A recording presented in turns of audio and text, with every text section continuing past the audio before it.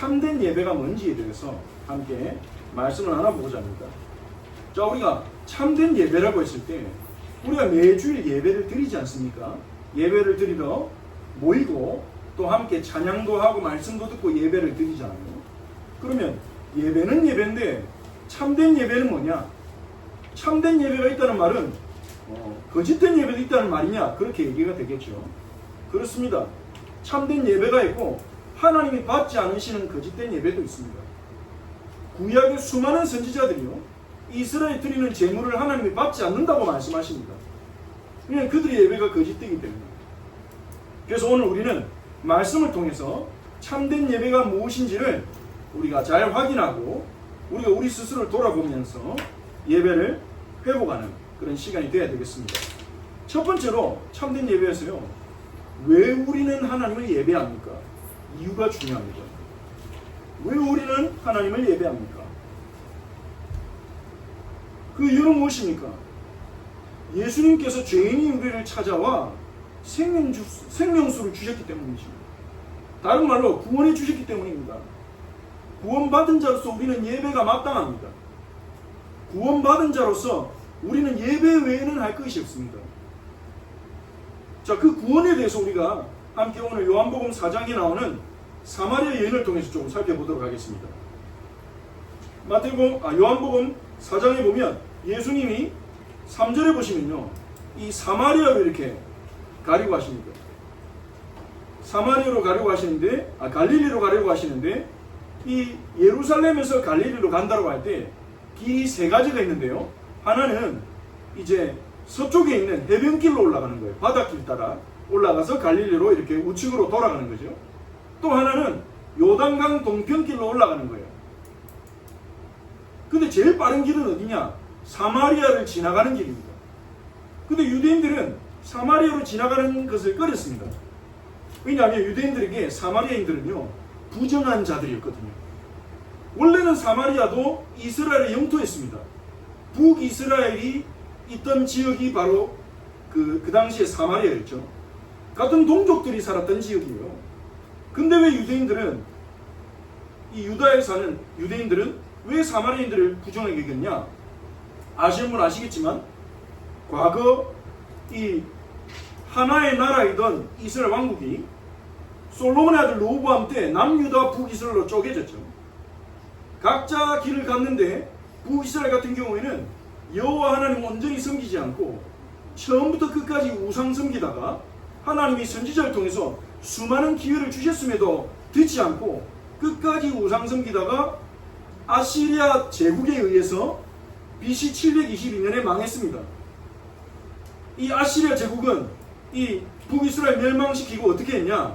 북이스라엘 남자들을 노예로 잡아가서 전 세계에 퍼뜨려 버렸어요. 그게 민족성을 말살시키는 정책이죠.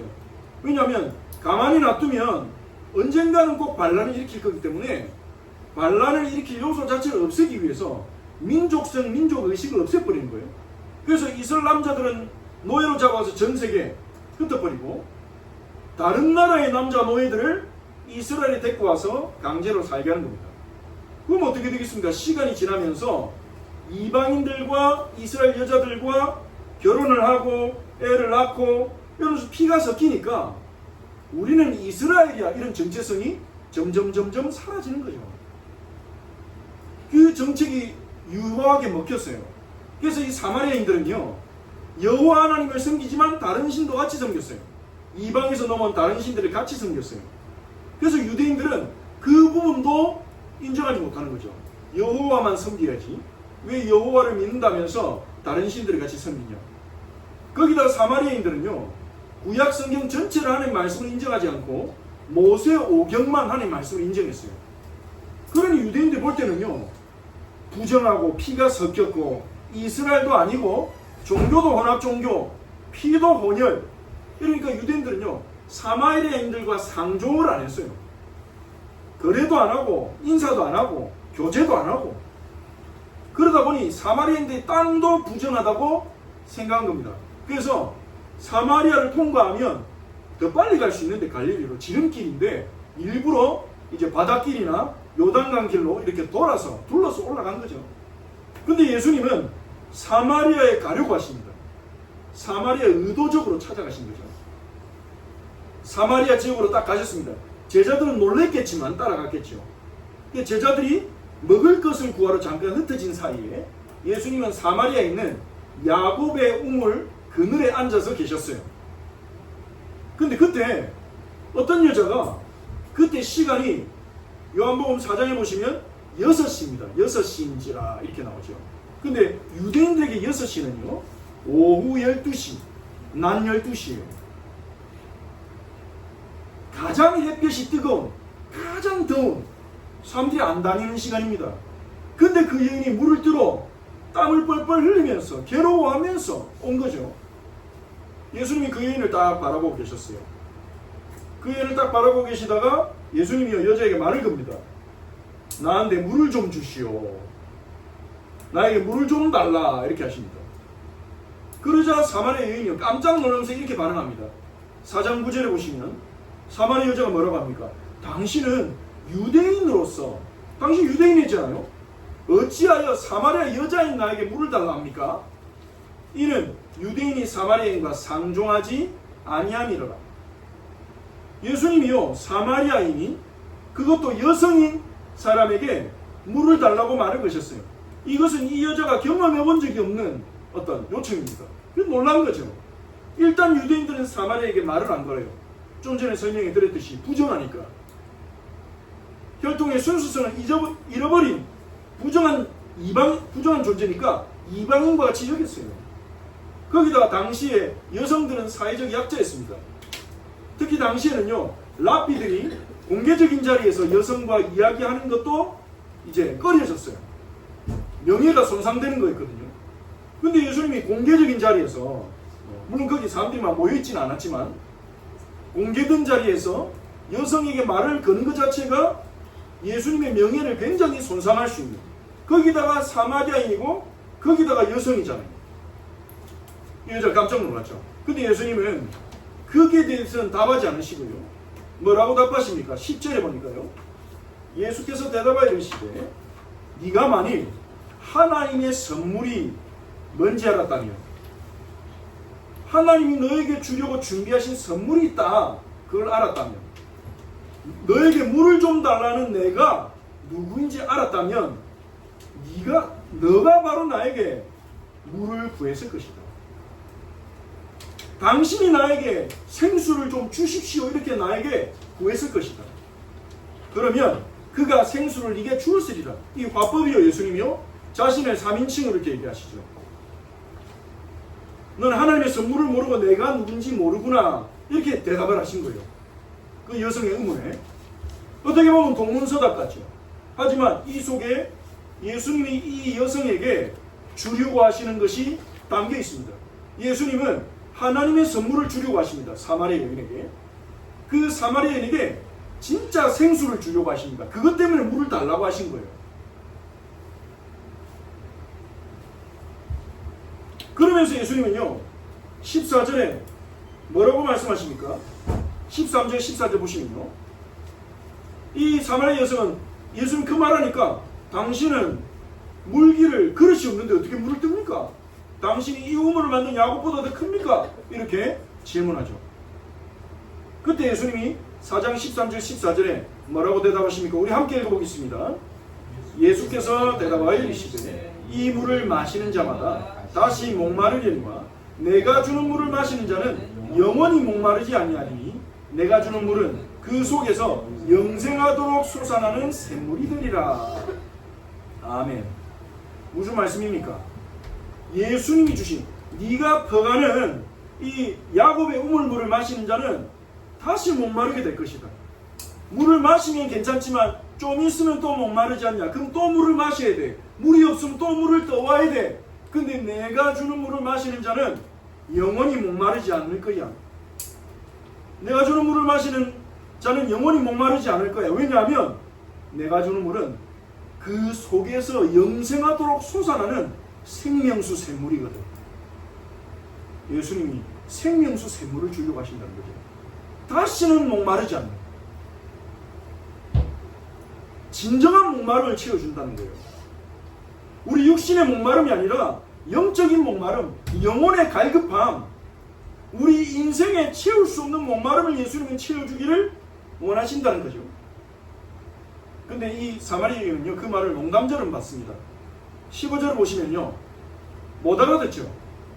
뭐라고 합니까? 주여, 그런 물이 있으면 내게 주세요. 그럼 내가 물 안 떠와도 되잖아요. 그렇게 대답합니다. 아, 그런 건 있어요. 아, 그럼 주세요. 그럼 내가 물들 안 오게. 이렇게 대답을 합니다. 그러자 예수님이 생명수가 필요한 그 여인의 목마름을 드러내세요.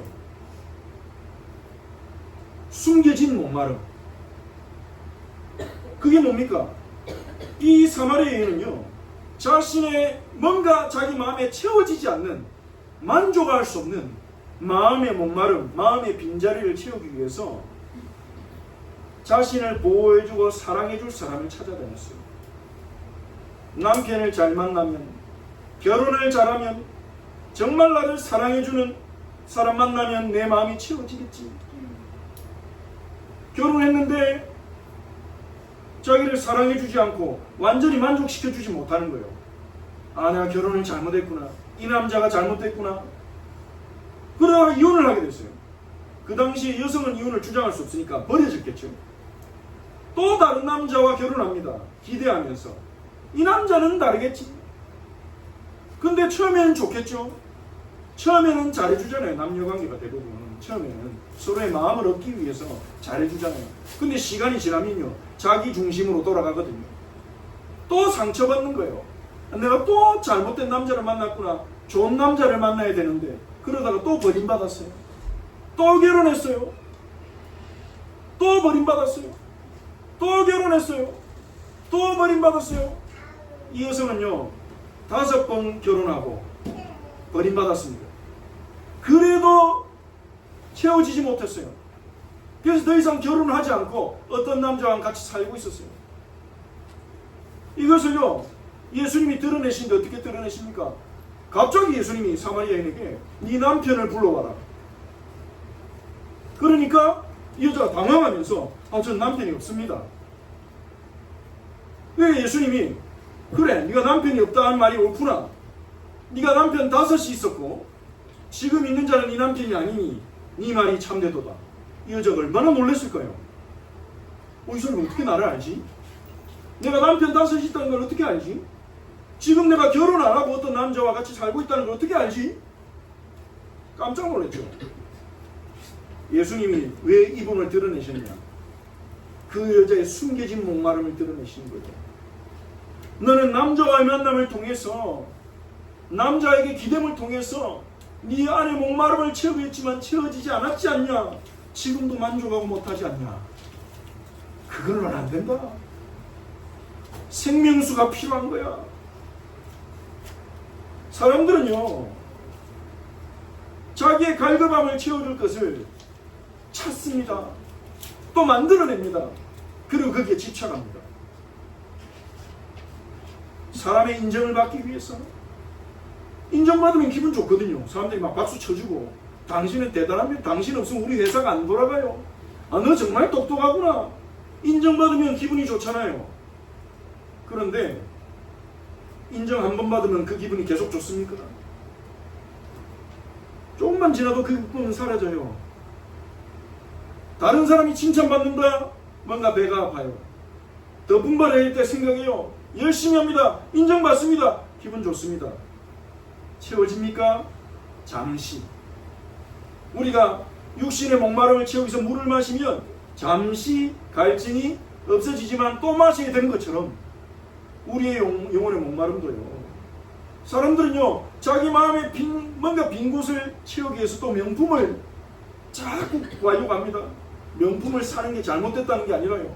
명품을 갖고 다닐 때 가지고 있는 그 사실이 주는 충족감, 예쁘고 멋진 물건을 가지고 있을 때 드는 만족감, 그리고 다른 사람들이 볼 때 와, 명품이네, 이런 걸 통해서 보는 시선에서 인정해서는 만족감, 이런 것들로 자기 마음을 채우려고 할 때 그 사람을 채울 수가 없는 거죠. 사면 기분 좋겠죠. 계속 채워지지 않아요. 또 다른 거 사야 돼요. 그러니까 또 다른 거 사야 돼요. 무엇으로 우리의 영혼을 완전히 채울 수 있습니까? 없잖아요. 사람들은 내 인생에 뭔가 갈급함을 채우고 만족하고 충족시키는데 제일 좋은 게 돈이라고 생각합니다. 왜냐면 돈 있으면 하고 싶은 거 다 하고 사고 싶은 거 다 살 수 있으니까. 그러면 돈 많은 사람들이 행복해야 되잖아요. 돈 많은 사람들이 행복해서 어쩔 줄 몰라야 되잖아요. 그 말이 맞다면. 근데 왜 그렇게 돈 많은 사람들이 자살합니까? 왜 그 사람들이 도박에 빠져서 돈을 탕진하고요, 마약에 빠지냐고요. 우리는 사람들에게 인정받으면요 좋습니다. 그러면 인기가 많은 사람, 전 세계적인 인기를 얻은 사람들은요 행복해야 되잖아요. 행복해서 어쩔 줄 몰라야 되잖아요. 근데 왜 연예인들이 공황장애 옵니까? 왜 연예인들이 마약에 빠지냐고요. 자기 마음에 빈 곳을 채우기 위해서 섭식장애에 빠지고요, 음식을 제대로 먹지 못하는 상태까지 가는 거예요. 안 채워지는 겁니다. 그런데 채울 수 있는 게 없으니까 그거라도 붙잡아야죠. 사마리아 여인도 마찬가지였어요. 자기의 영혼의 갈급함을 채워줄 수 있는 게 없으니까 그거라도 잡아야 돼요. 남자라도 의지해야 돼요. 이 남자라도 없으면 자기 인생 너무 비참할 것 같거든요. 끔찍할 것 같거든요. 그러니까 그 남자를 붙잡고 거기서 만족과 행복을 얻으려고 하는데 안 되는 거죠. 오히려 이 여인의 인생은 완전히 갈갈이 찢겨졌어요. 상처투성이었어요. 5번이나 버림받았다. 상상이 됩니까? 거기다가 마을 사람들이 이 여자를 어떻게 보겠습니까? 아, 음란한 여자, 이상한 여잔가 봐. 얼마나 이상하길래 남자들이 5명이나 저 여자를 버릴까? 막 부정한 자 취급했을 거예요. 장녀 취급했을 거예요. 그러니까 어떤 사람은 이 여자 얼굴만 보면 막 바닥에 침 뱉었을 수도 있어요. 얼마나 외롭고 무시와 차별을 당했겠어요. 그러니까 이 여자가 그 뜨거운 낮 12시, 중동에서 가장 뜨거운 그 낮 12시에 물 들어가는 겁니다. 아무도 물 들어 안 가는데 그때는 다 쉬어요. 좀 해가 지고 서늘할 때 물 들어가지. 그게 상식 아닙니까? 이 여자가 뭐 그 기운을 훈련하는 것도 아니고 왜 그 힘든 시간에 갑니까? 사람 안 마주치려고. 사람이 너무 많이 상처받아서 사람 안 마주치려고 그 뜨거운 온도에 물동이를 치고 우물로 나온 거예요. 예수님은 그 여자 만나러 가셨어요. 아무도 이해해주지 않는 여자. 누가 그 여자의 마음의 상처를 이해해줍니까? 자기도 몰라요. 자기 인생이 왜 그런지. 근데 예수님은 그 여자에게 목마름을 채워줄, 진정으로 목마름을 채워줄 물이 없었구나. 그걸 아시고요, 그 여자 만나러 가십니다. 예수님이 사마리아 가신 목적은 그 여자 때문이었어요. 그 여성 때문이었어요. 죄인을 찾아오신 하나님. 찾아오셔서 예수님은요, 생명수를 공급해 주려고 하시는 겁니다. 내가 주는 물을 마시면 영원히 목마르지 아니하리라. 네 속에서 계속 솟아오를 것이다. 뭐가요? 만족감이, 기쁨이 계속 솟아오를 것이다. 이 물이 뭘 말하는 것 같습니까? 이 예수를 마시면서 이 생명수는 무엇일까요? 바로 예수 그리스도 자신을 말하는 거죠. 예수님 믿을 때 우리 안에 오시는 성령님을 말하는 것입니다. 예수님만이 우리의 마음에 참된 만족을 주실 수 있어요. 예수님만이 우리 안에 영원토록 만족시키는 기쁨의 샘이 되십니다. 이 예수님을 만나고 이 예수님과 교제하고 이 예수님이시는 기쁨을 누리는 그것이 신앙생활이고 그것이 구원입니다. 그러면요, 결혼 안 해도 되는 게 아니라 결혼해서 남편과 아내를 의지하지 않게 됩니다. 남편의 사랑을 의지하지 않아요. 나를 사랑해주면 감사해요. 아내가 나를 사랑해주면 감사해요. 사랑 안 한다고 미워하지 않아요. 나를 덜 사랑한다고 막 상처받고 시험 들고 미워하지 않을 수 있어요. 왜냐? 솟아올라오니까 속에서. 예수 그리스도의 기쁨이 솟아올라오니까. 나를 누구보다 사랑하시는 자기 목숨 내놓으신 예수 그리스도, 그분이 내 안에 계시니까. 그래야 결혼식 생활이 아름답게 되는 겁니다. 근데 많은 사람들이 결혼관계 속에서 서로 상처 입히고 상처 주고 파괴시킨 이유가 뭡니까? 상대방에게서 만족을 얻으려고 해요. 상대방의 행동, 감정을 통해서 만족을 얻으려고 해요. 근데 안 주거든요. 그냥 나도 안 줘요. 내게 상처 주거든요. 나도 상처 줘요.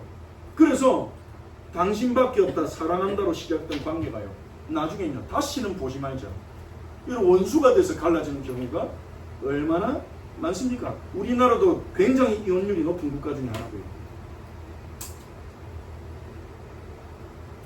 이유가 무엇입니까? 남자가 이상했어? 여자가 이상했어? 결혼생활 자체가 문제가 있어서? 요즘 청년들은 결혼 자체가 잘못됐다 해서 난 결혼 안 해, 이런 청년들이 많아지고 있거든. 아닙니다. 그들의 마음에 목마름을 채워줄 수 있는 생수가 없는 거예요. 생명수가 없는 겁니다. 예레미야 2장 13절 말씀처럼요, 사람들은요 생수의 근원인 하나님을 떠나서, 하나님 이건 이스라엘의 죄악이라고 하십니다. 생수의 근원되는 나를 버린 것과, 이스라엘이 생수의 근원되는 하나님을 버렸다는 말은 무슨 말입니까? 생수의 근원은 하나님인데 하나님에게서 만족함을 얻으려고 하지 않고, 하나님으로부터 체험을 받으려고 하지 않고, 하나님 믿는다 하면서 실제 생수는 딴 데서 찾는 거예요. 똑같이 하나님 안 믿는 사람도 똑같이 돈을 통해 연애, 이성과의 연애를 통해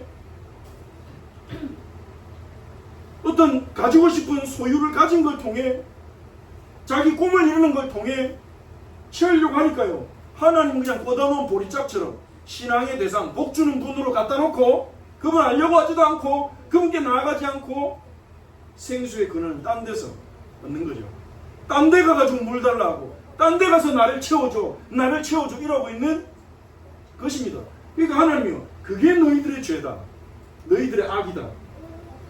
너희마저도 그러면 세상이 어떻게 해? 내 백성인 너희가 생수의 근원인 나를 버리고 딴 데서 생수를 얻으면 세상에 소망이 어디 있냐? 그건 악이다. 하나님의 백성이, 하나님 믿는 자들마저도 생수의 근원을 딴 데서 찾는다면 세상 사람들은 어디서 찾아야 됩니까? 두 번째 악, 스스로 엉덩이를 판 것인데, 이거 하나님 따르는 사람은 이럴 수밖에 없어요. 사마리아인처럼 스스로 엉덩이를 파요. 생수를 찾아요. 나를 만족시켜줄 걸 찾아요. 그것은 그물을 가두지 못할 터진 엉덩이입니다. 터진 엉덩이에도 불구하고, 터진 엉덩이란 말은 무슨 말입니까? 안 채워져요. 안 채워져요. 손에 징거 같은 데 빠져나가요. 하나님 믿지 않는 자들의 성공과 성취를 성경은 뭐라고 말합니까? 시편 1편에서 말합니다. 그들은 바람에 나는 겨와 같도다. 지금은 많이 쥐고 있죠. 많이 가지고 있죠. 인생의 바람이 한번 불면 다 날아가 버리는 겁니다. 근데 하나님 자녀는 아무것도 없는 것 같죠. 인생의 주인인 하나님이 반석같이 세워주신 분입니다. 터진 엉덩이.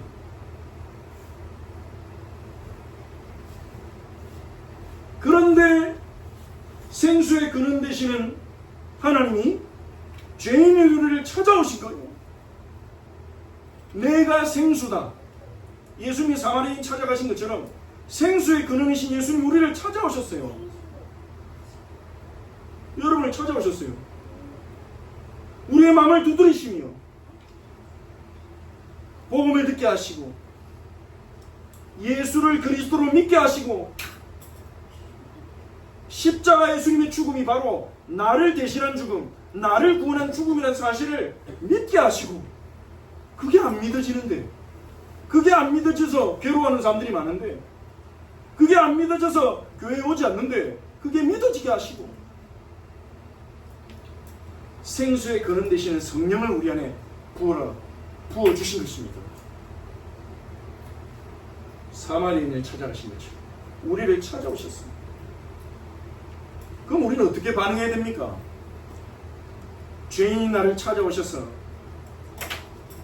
생수를 우리에게 주시기 위해, 생수의 근원을 주시기 위해 하나님 떠나서 나를 채우지 못할,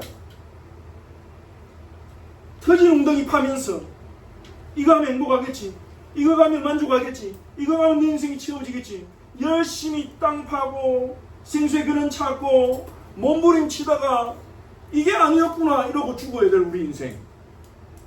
그런 인생을 하나님이 찾아오셔서 생수의 근원되는 주님을 만나도록 우리의 죄를 용서해 주기 위해서 십자가에서 우리 대신, 그 생수의 근원 대신 주 예수께서 우리 대신 죽으시고 부활하셔서 그 생수 우리 안에 주셨단 말이에요. 그럼 우리는 어떻게 살아야 됩니까? 이 질문에서 나오는 게 예배입니다. 예배는 뭡니까? 예배는요, 피조물인 인간이 하나님의 구원의 역사와 수많은 은총에 감격하여 그 하나님을 경외하고 찬양하고 감사하고 봉헌하려는 우리의 응답적인 행위다. 그게 바로 정정복 교수님이라는 분이 예배를 정의한 겁니다. 다시 한번 말씀드릴게요. 피조물인 인간이 하나님의 구원의 역사와 수많은 은총에 감격하여 하나님을 경외하고 찬양하고 감사하며 봉헌하려는 우리의 응답적인 행위가 예배예요. 하나님의 사랑과 은혜에 대한 응답이 예배예요. 그러니 하나님의 사랑과 은혜를 경험하지 못한 사람은 예배가 불가능합니다. 하지만 하나님의 사랑과 은혜를 받은 사람들은 예배하는 것이 마땅합니다. 그래서 사마리아 여인은 어떻게 합니까? 예수님을 만나고 예수님이 예배가 뭔지, 그리고 자신이 그리스도라는 것을 알려주셨단 말이에요. 이 여인이 예수님 말을 딱 들어보니까 뭔가 마음에 감동이 오는 거예요. 생명수? 내가 내 인생 다해서 지금까지 몸부림쳤는데 채워지지 않은 내 영혼을 채워주신다고? 생명수를 주신다고? 거기다가 예배에 대해서도 술술술 말씀해 주신다잖아요. 무엇이 참된 예배인지. 그래서 이 여자가 예수님께 물어봅니다. 메시아고 그리스도라는 이가 오신다고 내가 알고 있습니다. 이렇게 떠봅니다. 예수님은. 혹시 그리스도십니까? 이렇게 떠본 거죠. 그때 예수님이 네게 말하는 내가 그라, 내가 바로 네가 기다리는 메시아 그리스도다. 이때 이 여자에게 충격이 온 거예요. 이분이 그리스도라고? 그러면 이분을 만나면 내 인생 끝났네. 내 인생은 드디어 채워질 수 있겠구나. 그래서 이 여자가 어떻게 합니까? 28절 29절에 보시면 물동이를 버려두고, 이게 굉장히 의미 있는 표현이죠. 물동이를 버려두고, 이 여자는 자기 육신의 목마름을 채우기 위해서 계속 물을 들어왔어요. 난 12시에. 근데 그 물동이를 던져버렸어요. 이게 그냥 급하니까 물동이를 놔두고 갔구나 이렇게 생각할 수도 있겠지만, 요한은요, 요한복음을 기록하면서 이 부분을 딱 적어놨어요. 무슨 의미겠습니까? 이제는 사마리아 여인이 남자에게서 남자로부터 받는 애정과 안정감에서 만족을 얻기를 그만뒀구나. 그리스도를 붙잡았구나. 이제 이 여자는 그리스도를 붙잡고 그리스도를 통해서 자신의 목마름을 완전히 채우겠구나. 그걸 표현하고 싶은 거죠. 물동이를 버려두고 동네로 뛰어서 동네 사람들 모아가지고 뭐라 하냐, 내가 행한 모든 일을 말한 사람이 있습니다. 그리스도가 그리스도입니다. 그분은 와서 보세요. 이는 그리스도가 아니겠어요? 이 여자가요, 지금 어떤 여자입니까? 마을 사람들 만나는 게 두려워서 마을 사람들 피하려고 난 12시에 물 들어오던 사람이었잖아요. 근데 그런 생각 없어요. 상처가 다 사라져 버렸어요. 누가요? 이 사마리아 여인이 마을 사람들이 받은 상처가 문제가 안 돼. 마을 사람들이 받은 상처가 다 사라졌어. 안 보여요. 그게 지금 이 여자의 마음을 채워버린 건 뭡니까? 이 예수님을 내가 이 그리스도 만났는데 이 그리스도 전해야 되겠어. 알려줘야 돼. 우리 마을 사람들도 목마름을 채우기 위해서 딴 거 헛짓하고 있는 사람들이 있어. 그들이 그리스도 알려줘야 되겠어. 이게 여자의 마음을 가득 채운 거죠. 그래서 막 가가지고요. 저 사람이 나한테 침뱉었고, 저 사람이 나를 욕했고, 저 사람이 나한테 무슨 말 했고, 내한테 무슨 상처 줬고, 이런 거 없어요. 생각 안 나요. 와서 예수님 만나보세요. 내가 행한 일을 다 알고 있는 그리스도를 만났습니다. 어서 빨리 오세요, 빨리 오세요. 이게 예배입니다. 예수님의 사랑과 은혜를 경험하니까 그분을 높이고 그분을 예배하고 그분을 찬양하고 증가할 수밖에 없는 거죠. 하나님의 사랑과 놀라운 은혜의 감격에서 그분에게 반응하는 것, 그게 예배입니다. 예배는 영어로 worship입니다. worship. 근데 이 worship은요, worth, W-R-T-H, 가치란 말이죠. 가치. sheep은 영어로 배기도 한데 어떤 단어 뒤에 붙어서 신분을 뜻합니다. worship, 그럼 무슨 뜻을 가지고 있지? worship은 무슨 말이냐? 최고의 가치를 돌려드립니다. 하나님께 최고의 가치를 돌려드립니다. 이 사마리아 여인은요, 최고의 가치를 그리스도께 돌려드린 거죠. 이게 예배예요. 그래서 예배는 하나님 우리에 베푸신 구원의 역사와 수많은 은총의 은혜에 감사해서 하나님을 경외하고 감사하고 찬양하는 우리의 응답이기 때문에, 여러분 예배 순서를 한번 생각해 보세요. 예배 순서에 보면 하나님의 사랑과 은혜의 계시가 있습니다. 그게 뭡니까? 예배 순서 가운데 하나님의 사랑과 은혜를 우리에게 선포하는, 전해주는 순서가 있어요. 그게 뭘까요? 제일 처음 시작할 때 하나님은 영이시니 예배한 자가 영과 진리로 예배할지니라, 이게 예배로의 부름이거든요. 영어로 calling, call to worship, 예배로의 부름. 그게 바로 하나님의 사랑과 은혜의 계시입니다. 그리고 성경 말씀, 성경 봉독, 성경 읽잖아요. 그게 하나님 말씀의 계시입니다. 우리에게 주는 거죠. 그리고 설교, 지금 제가 여러분에게 하나님의 말씀을 전달하고 있지 않습니까? 이 설교가 하나님의 사랑과 은혜의 계시고요. 그리고 성례, 우리가 아는 세례나 성찬, 이게 하나님의 사랑과 은혜를 우리에게 계시해 주시는 것입니다. 그리고 예배를 마칠 때 하는 축도, 축복의 기도, 그게 하나님의 사랑과 은혜의 계시죠. 자, 여러분 예배 순서 가운데 동그라미 한번 쳐보세요. 하나님이 주시는 거 우리에게. 예배 순서를 보시면서 하나님 우리에게 주시는 순서들의 동그라미 한번 쳐보세요. 오늘은 우리가 성찬은 없죠. 성경봉독, 설교, 축도, 그리고 맨 처음에 이제 예배를 부름, 예배 선언, 이게 바로 하나님의 사랑과 은혜에 계십니다. 동시에 이 예배 순서 가운데는요, 그 하나님의 사랑과 은혜에 대한 우리의 반응이 있어요. 우리가 하나님 앞에 응답하는 거예요. 하나님 우리를 사랑한다, 내가 너 이렇게 사랑한다, 이렇게 말씀하시고 우리도 하나님께 응답해야 되겠죠. 그 응답으로 드리는 게 뭡니까? 찬양, 찬송, 신앙 고백, 그리고 헌금, 그것이 기도, 이것도 우리가 하나님 앞에 응답하고 드리는 거죠. 그래서 예배 순서는요, 성경에서 근거해서 하나님이 우리에게 주시는 것, 우리가 하나님 앞에 드리는 것으로 이렇게 구성되어 있습니다. 그래서 예배는 우리가 영으로 영이신 하나님과 서로 소통하는 거예요. 예배는 소통입니다. 하나님 은혜 주시고 우리는 하나님께 감사하고, 하나님 우리를 사랑하시고 우리도 하나님께 사랑 고백하고, 하나님 우리에게 말씀 선포하시고 우리는 하나님께 아멘하고 순종하고, 하나님과의 대화요, 하나님과 소통이 바로 예배입니다. 자, 그런데 이 예배 가운데 구원의 감사와 감격이 없다.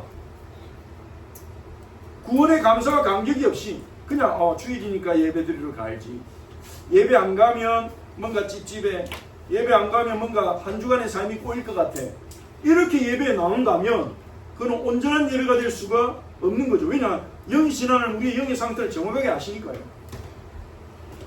그래서 구원의 감격이 있어야 됩니다. 누가복음 7장 47절에 보시면요, 이게 예수님이 어떤 상황에서 말씀하셨냐. 예수님이 바리새인 시몬이라는 집에 초대를 받아서 가셨어요. 초대를 받아가지고 식사하려고 앉아 계시는데 어떤 여성이 들어옵니다. 어떤 여성이 들어오는데 바리새인 시몬과 그 자리에 있는 사람들이 그 여자를 알아요. 그 여자 이름은 안 나옵니다. 누군지 알 수 없어요. 다만 죄인으로 알려져 있어요. 무슨 죄를 지었는지는 모르겠어요.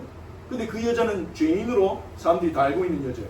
근데 그 죄인인 여자가 들어와서, 그때 유대인들이 식사할 때 우리처럼 정자세로 앉는 문화가 아니거든요. 옆으로 이렇게 앉아가 식탁 이렇게 기대가지고 먹는 문화예요. 그러니까 발이 옆으로 이렇게 딱 나와있죠. 옆으로 기대 있으니까 발이 딱 옆으로 이렇게 있죠. 근데 예수님 발 쪽에 여자가 딱 앉더니 눈물을 하염없이 뚝뚝뚝뚝뚝뚝뚝, 예수님 발에 이 여자의 눈물이 뚝뚝뚝뚝뚝 떨어진 거예요. 왜 이 여자가 눈물이 떨어져서 예수님 발에 떨어져서 그러니까 자기 머리카락으로 예수님의 발을 닦았어요. 자기 머리카락으로 이렇게. 여성의 머리카락이 얼마나 소중합니까? 근데 이 여자는요, 자기 머리카락으로 이렇게, 제일 소중한 머리카락으로 예수님의 더러운 발을 닦았어요. 그러고 나서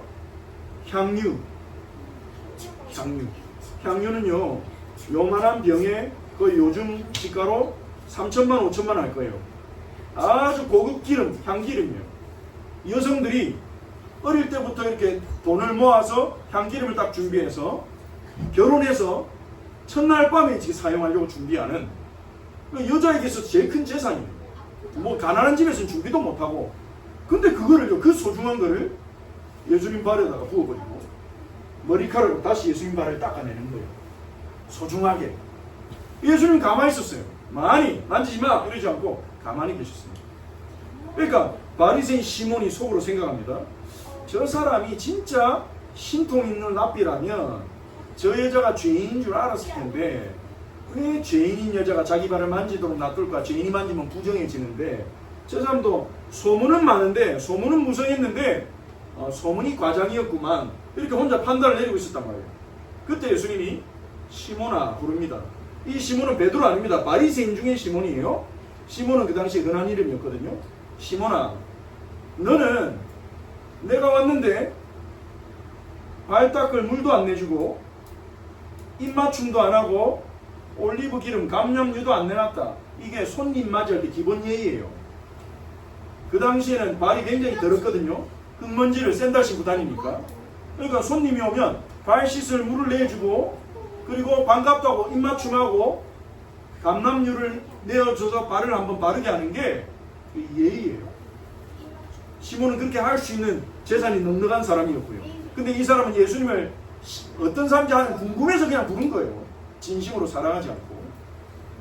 하지만 이 여자는 눈물로 내 발을 닦고 머리카락을 닦고 향유를 부었다. 왜 그런지 아냐? 그러니까 왜 그렇습니까?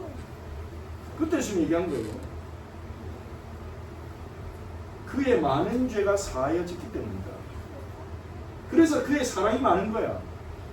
사함받은 일이 적은 자는 적게 사랑해. 이게 시몬 말하는 거죠. 너는 나를 통해서 용서받은 게 없지? 너는 나를 통해서 치유받은 게 없지? 그러니 너는 나한테 발 씻을 물도 안 내주는 거 아니냐? 근데 이 여성은 나를 만나서 하나님의 사랑과 용서를 크게 느끼고 구원받은 감격이 있으니까 많이 사랑하는 거야. 그 여자가 드린 예배예요. 그거는. 그 여자는요, 뭘 잘 모르지만 예수님을 높여드리고 싶었어요. 자기를 구원해 주신, 죄인인 자기를 용서해 주신 예수를 높여드리고 싶었어요. 어떻게 높일까? 그 여자의 머릿속에 떠오른 거예요. 그분의 발을 향유로 닦아드리죠. 내가 가진 가장 소중한 것으로 예수님의 발을 닦아드리죠. 그래서 예수님을 높이죠. 그게 하나님의 사랑과 용서에 대한 그 여인의 반응이었습니다. 그러니 우리 역시도 참된 예배는요, 하나님 은혜에 대해서 반응하는 거예요. 그리고 참된 예배는요, 지금까지 참된 이유에 대해서 말씀을 드렸고, 참된 예배는 어떤 예배입니까? 오늘 우리가 읽은 말씀처럼 참된 예배는 영과 진리로 드리는 예배입니다. 4장 20절에 이 사마리아 여인은 우리 조상들은 이 산에서 예배했는데 유대인들의 말은 예배할 곳이 예루살렘에 있다 하더이다 이렇게 예수님께 물어봅니다. 이 산은 그리심산입니다. 신명기에 나오면 축복 에발산과 그리심산에 이스라엘이 마주서서 서로 축복과 저주의 말을 하게 했는데 이 사마리아 그리심산에서 이 사마리아인들은요 성전을 만들고 거기서 예배했어요. 예수님 당시에는 성전이 파괴됐지만 그래도 거기서 예배했어요. 근데 유대인들은 예루살렘 성전에서 예배했잖아요. 그러니까 이 사마리아 여인이 예수님께 물어본 겁니다. 어디서 예배해야 됩니까? 근데 예수님이 대답하시는군요. 21절에 여자여 내 말을 믿으라. 이 산에서도 말고 예루살렘에서도 말고 너희가 아버지께 예배할 때가 이르리라. 장소가 중요한 게 아니라는 거예요. 참된 예배에서는 어디서 드리냐, 예배당이 얼마나 커야 되냐, 예배당에 악기가 파이프 오르간 있어야 되냐 없어야 되냐, 예배당에 사람이 많이 모여야 되냐 적게 모여야 되냐, 그거는 예배 기준이 아니라는 거예요. 장소가 물론 예배당이 중요합니다. 공적 예배를 드리기에 최적화된 환경으로 만들면 우리가 마음껏 찬양하고 마음껏 뛰고 마음껏 말씀 전할 수 있는 예배당은 필요하죠. 나중에 우리도 인도를 받아 준비하게 되겠죠. 그런데 그게 예배의 본질은 아니에요. 그래서 예수님이 장소가 중요한 게 아니야. 너희는 알지 못한 걸 예배하고 우리는 아는 것을 예배한다. 이는 구원이 유대인의 남이야. 이 말은 뭐냐? 너희 사마리아인들은 하나님을 알지도 못하면서 예배하지 않냐? 하나님을 알지도 못하고 예배는 어떻게 예배가 되겠냐?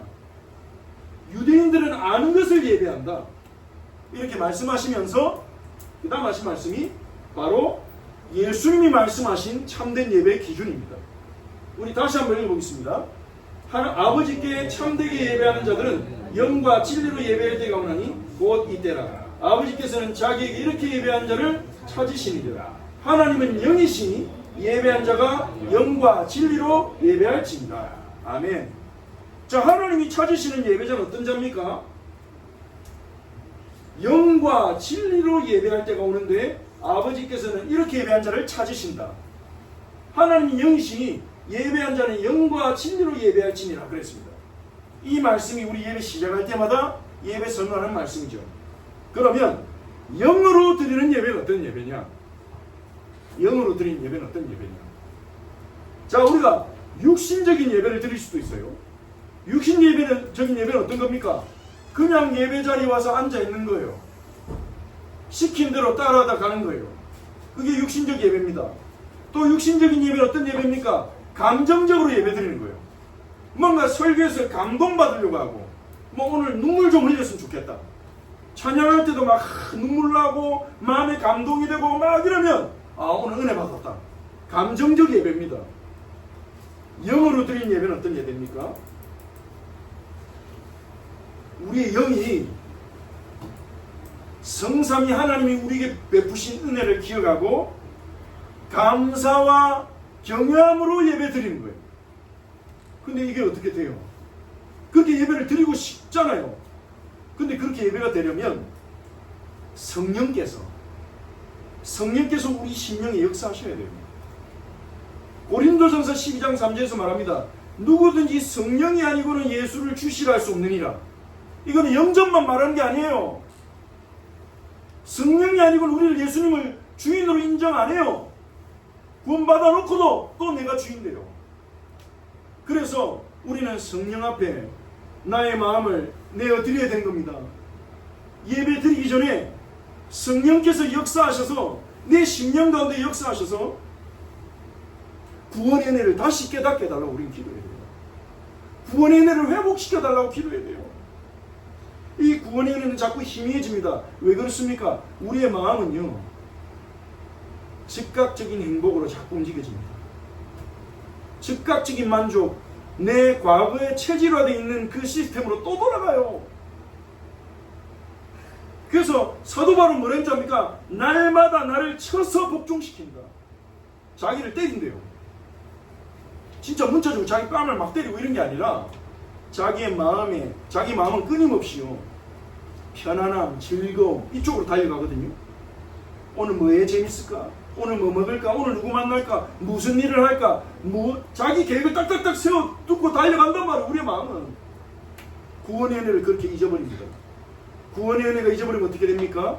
예배가 상실돼요.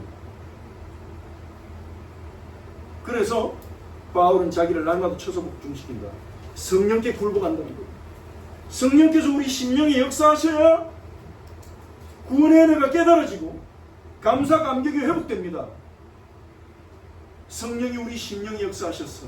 구원의 감사와 감격을 회복하고 하나님께 응답하는 예배가 영으로 드리는 예배예요. 우리가 영으로 예배 드리기 위해서는요, 성령님께 간구해야 됩니다. 내 안에 높아진 자아를 쳐서 복종시키시고 구원의 은혜와 감사를 상실하고 뭔가 내 갑갑함, 내 답답함을 채우려 하는 내 영적 상태, 뭔가 내 영혼에 내 마음에 만족시켜줄 뭔가 말씀과 어떤 은혜를 구하는 내 영적 상태를 주님 내려놓게 하시고 구원의 은혜와 감사와 감격을 가지고 예배하게 하옵소서.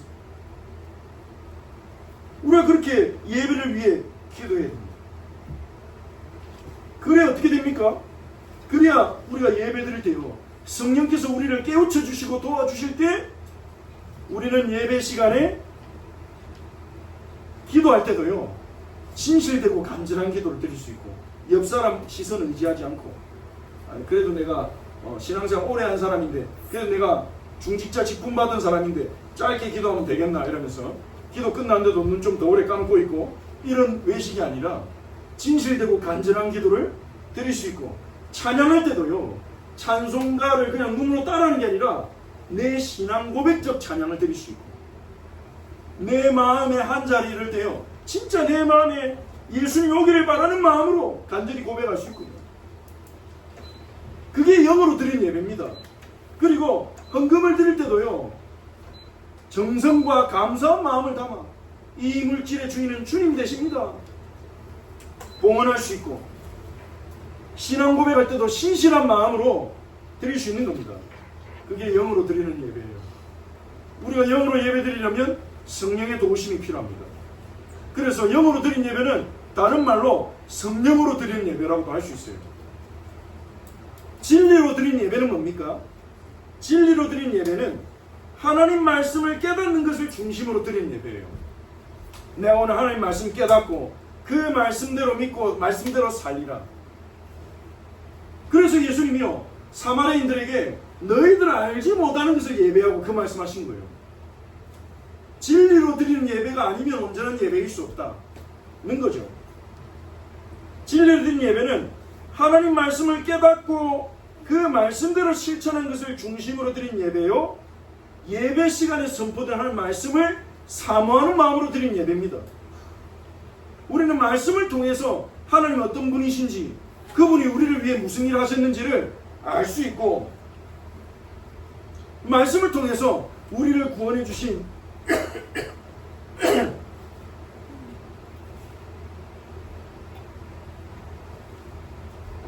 그 구원의 은혜를 알고 합당하게 예배할 수 있는 거죠. 그게 진리로 드린 예배입니다. 우리가 하나님께 영과 진리로 예배할 때 성령의 도우심을 받아서 우리의 영을 다하여 예배 순서 하나하나가 우리의 신앙 고백이요, 우리의 진실한 찬양이요, 그렇게 하나님 앞에 드려질 때, 그리고 하나님께서 베푸시는 말씀을 내게 주시는 음성으로 듣고 그 말씀을 알아가려는 마음으로 평소에도 성경을 읽고 묵상하며 주일에 와서는 하나님 말씀을 깨닫고 들으려고 우리가 집중하고 사모하면서 그 말씀을 배우고 묵상하고 적용시킬 때, 그게 영과 진리로 드린 예배고요.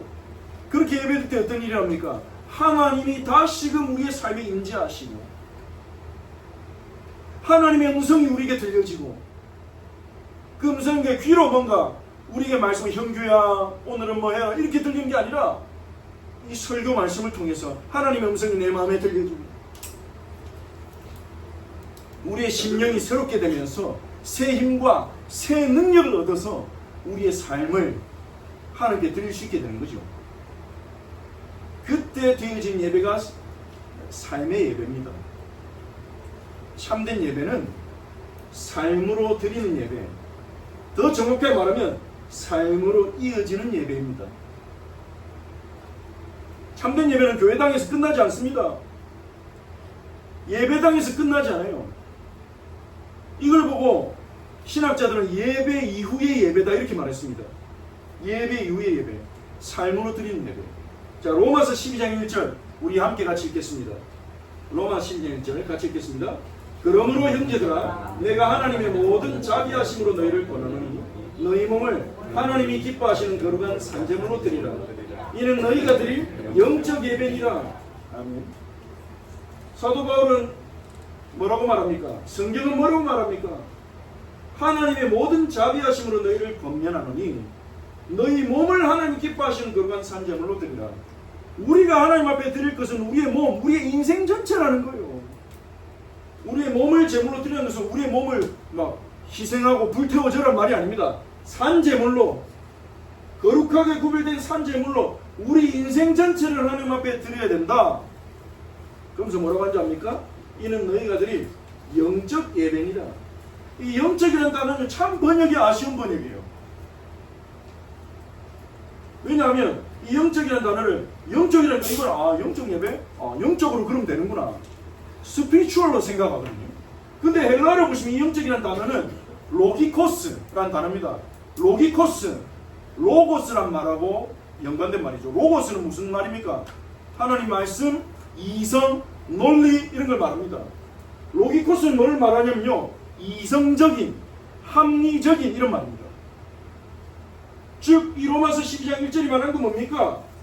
우리의 인생 전체를 하나님 앞에 거룩한 산제물로 드려야 합리적이지 않냐. 그게 합리적이고 이성적인 예배야.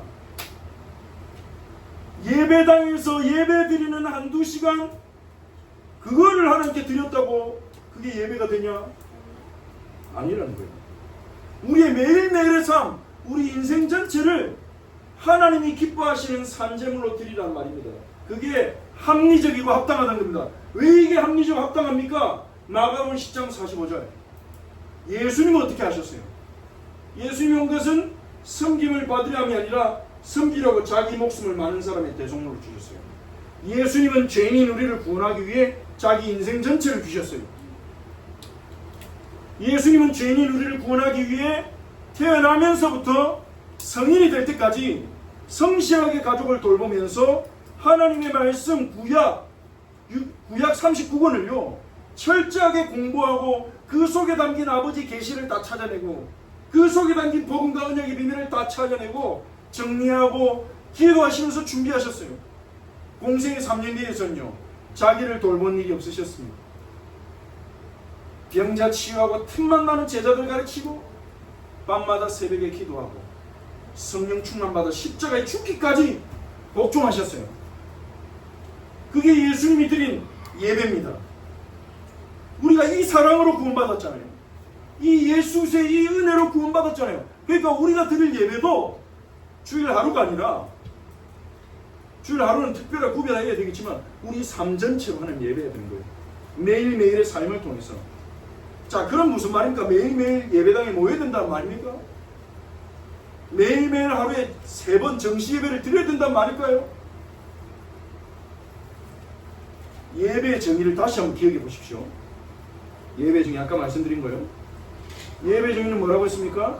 피조물인 인간이 우리를 구원하시고 수많은 은혜를 베푸신 하나님의 사랑의 감격에서 그 하나님이 경외하고 감사하면서 그 하나님에게 응답하는 행위라 했어요. 그걸 우리는 공예배를 통해서는 예배의 순서에 따라 하나님의 말씀에 응답하고 하나님의 사랑에 응답해서 헌금과 찬송을 드립니다. 그게 우리의 예배 의식, 공적 예배입니다. 삶으로 드린 예배는요 원리는 마찬가지입니다. 하나님이 내게 베푸신 사랑과 은혜의 감격에서 그 감격을 가지고 그 사랑에 응답하는 마음으로 일하는 거예요. 응답하는 마음으로 사람 만나는 거예요. 응답하는 마음으로 아내를 사랑하고 남편을 사랑하고 자녀를 사랑하고 돌보는 거예요. 응답하는 마음으로 재물을 사용하는 거예요. 그 하나님의 사랑에 응답하는 마음으로 무슨 일을 하든지 하는 거예요. 그게 바로 삶의 예배입니다. 직장 가서는 성실하게 일해야 되겠죠. 내 개인에게 주어진 시간이 딱 있다. 휴식 시간에 성경을 보거나 기도를 하는 것은 마땅했지만 업무 시간에 업무를 안 하고 성경 본다. 그건 하나님 기뻐하신 거 아닙니다. 업무 시간을 빼고 내가 욕을 먹더라도 나 예배해야 되겠어. 그건 하나님 기뻐하신 거 아닙니다. 맡겨진 업무를 성실하게 해야 돼요. 학생은요, 성실하게 공부해야 돼요. 하지만 그 일이 끝났을 때 시작하기 전에는 상관없잖아요. 휴식 시간에는. 일할 때도 예배하는 정신으로. 로마서 12장 2절에서 말합니다. 같이 한번 읽어봅시다. 너희는 이 세대를 본받지 말고 오직 마음을 새롭게 함으로 변화를 받아 아버지의 선하시고 기뻐하시고 온전하신 뜻이 무엇인지 분별하도록 하라. 이게 삶의 예배를 드리는 방법입니다. 이 세대를 본받지 말고 사람들이 살아가는 방식대로 살지 마세요. 남들 하는 대로 하지 마세요. 어머니 아버지에게 배운 대로 살지 마세요. 더 이상 내가 살아온 방식도 바꿔야 됩니다. 어떻게 우리는 이웃을 대해야 됩니까? 어떻게 우리는 일을 해야 됩니까? 어떻게 우리는 재정을 사용해야 됩니까? 마음을 새롭게 함으로 변화를 받아. 하나님이 내게 구원을 주신 예수 그리스도께서 자기 인생을 주신 그 은혜를 생각하면서 하나님의 선하시고 기뻐하시고 온전하신 뜻이 무엇인지를 찾아서 행하는 거예요. 내가 어떤 마음 자세로 일을 해야 하나님이 기뻐하실까? 하나님이 선하다 하실까? 아들아 딸아 잘했도다 하실까? 하나님 온전한 뜻이 무엇일까? 그걸 찾아서 동기를 끊임없이 바꿔나가는 거예요. 우리의 마음, 동기를 바꿔나가는 거예요. 태도를 바꿔나가는, 그게 삶의 예배입니다. 하나님께 내게 베푸신 사랑을 어떻게 내가 전달할까? 분별하도록 하라. 찾아내란 말이에요. 성경을 읽으면서 하나님의 성품과 원칙을 배워나가면서 하나님 이런 스타일이시구나. 하나님의 성품은 이렇구나. 우리가 직장생활해도 누군가 인간관계할 때 그 사람 스타일을 파악하려고 하지 않습니까? 이 사람 좋아하는 게 이거고 싫어하는 게 이거고 스타일이 이렇구나. 왜냐하면 그 사람과 관계를 잘 유지하기 위해서는 그런 게 필요하죠.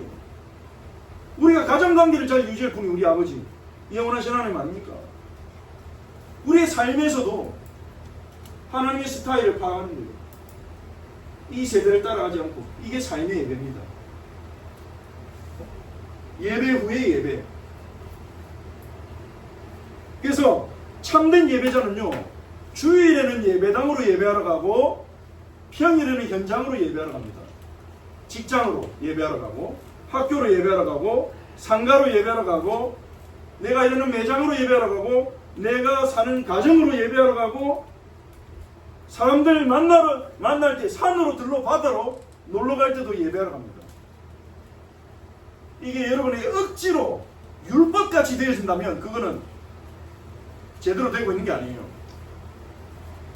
하나님의 사랑과 은혜가 계속 채워진다면 자연스럽게 될 거예요. 처음에는 어색하고 처음에는 혼란스럽고 막막하고 이렇겠지만 성령님이 우리 안에 계시기 때문에 그분이 가이드해 주시고 도와주시기 때문에 그게 점점점 내 몸에 맞을 거예요. 내 신분에 맞으니까. 마지막으로 성경 구절 하나 보겠습니다. 히브리서 13장 16절 같이 읽겠습니다. 오직 선을 행함과 서로 나누어 주기를 잊지 말라. 하나님은 이 같은 제사를 기뻐하십니다. 이게 제사래요. 예배래요. 선을 행하는 것과 서로 나누어 주는 것이 제사, 예배라는 거예요. 이 같은 제사를 기뻐하십니다. 다 나눠주란 말이냐? 그 말이 아닙니다. 하나님 기뻐하시는 선이 뭘까? 어떻게 하면 잘 나눠줄까? 나눠주면 더 잘 나눠주는 게 중요합니다. 어떤 사람 너무 도움 주면요, 돈 받는 것만 의지해가지고 자기 일을 못할 수도 있어요. 그러니까 나눠주는 것도 잘 도와줘야 됩니다. 근데 이게 예배래요. 이게 삶에서 드리는 예배. 그래서 얼마 전에 소천하신 제가 굉장히 존경하는 목사님인데 미국에 존 메가더 목사님 분이 있습니다. 이 목사님이 그렇게 말씀하셨습니다. 참된 예배는 주일 예배 시간에 축도 후에 비로소 시작된다. 축도가 끝나는 순간 참된 예배가 시작된다는 거예요. 삶에서 드리는 예배, 삶에서 하나님의 구원의 감사와 감격에 반응하는 것, 하나님의 구원의 감사와 감격을 날마다 잊지 않고 아침마다 기억하고 밤마다 다시 되새기고 그 은혜와 사랑에 반응해서 살아가는 것, 그것이 참된 예배입니다. 자, 결론 정리하겠습니다. 자, 우리 옆에 있는 분들에게 말합시다. 권면합시다. 하나님이 찾으시는 참된 예배자가 됩시다. 하나님이 찾으시는 참된 예배자가 됩시다. 자, 우리 다음 세대도 안 하는 거 봤어요. 한 사람도 빠짐없이. 이제 옆에 한 번 더, 좀 전에 권면한 사람 말고 반대쪽으로 한 번 더 권면합시다. 하나님이 찾으시는 참된 예배자가 됩시다. 하나님이 찾으시는 참된 예배자가 됩시다. 자, 세 가지 정리해 드리겠습니다. 같이 읽어봅시다. 시작. 구원의 감사와 감격 속에서 하나님을 예배합시다. 두 번째, 영과 진리로 하나님을 예배합시다. 세 번째, 매일매일의 삶으로 하나님을 예배합시다. 아멘. 우리 함께 기도하겠습니다.